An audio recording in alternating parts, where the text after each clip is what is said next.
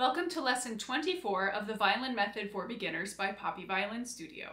I'm Jamie, and in this lesson I'm going to introduce you to some basic dynamics and articulations so that you can play your violin with more expression. Dynamics tell us how loudly or softly to play a specific passage of music. There are two basic dynamics.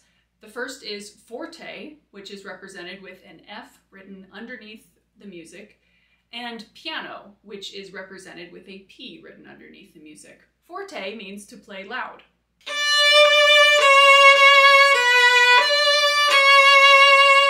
Piano means to play soft.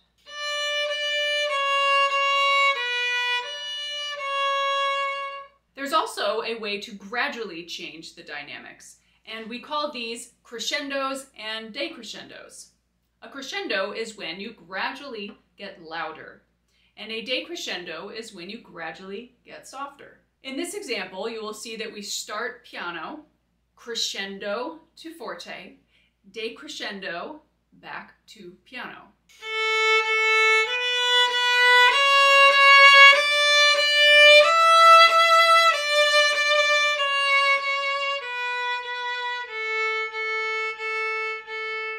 You may have noticed I was using my bow in different ways to create forte and piano.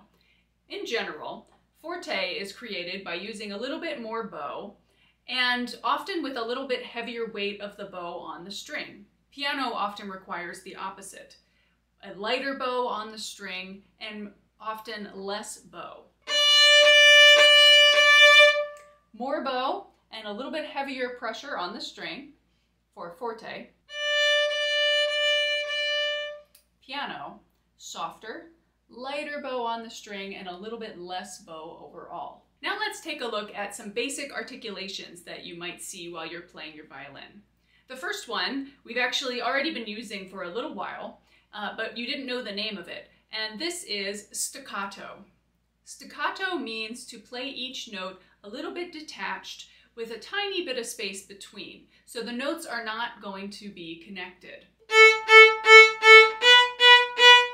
The way you will know to play staccato in a piece of music is if you see a note that has a dot directly above or below the note head. Detaché is the default bow stroke for string players, meaning that we will automatically just play the bow smooth and connected unless told otherwise. Notice there's no marking above the music because this is our default way of playing. An accent is when you give particular weight and emphasis to a particular note.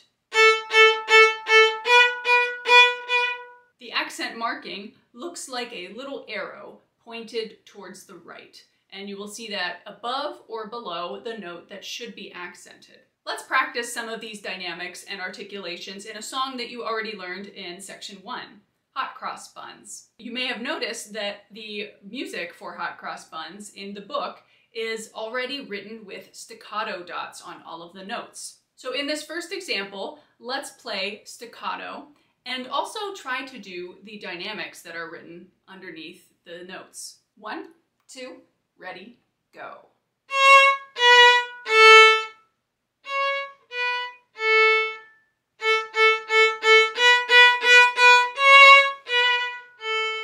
Let's practice Hot Cross Buns Detaché. 1, 2, ready, go.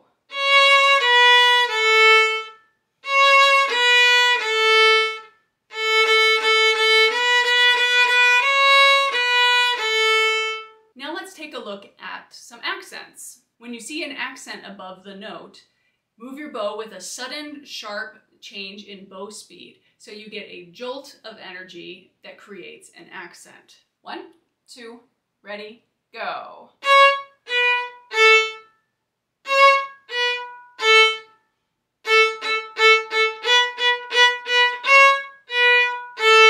So that's an introduction to basic dynamics and articulations. Make sure you look out for these dynamics and articulations when you are reading the songs at the end of section 3 of the Violin Method for Beginners by Poppy Violin Studio. I recommend that you get that book because it gives you hard copies of all of the exercises and music that we go over in these lessons, and you also have access to sheet music for the songs that you're going to hear at the end of each section, so you can learn the songs on your own. Thanks for watching. If you enjoyed this video, I would really love it if you could like this video and subscribe to my channel.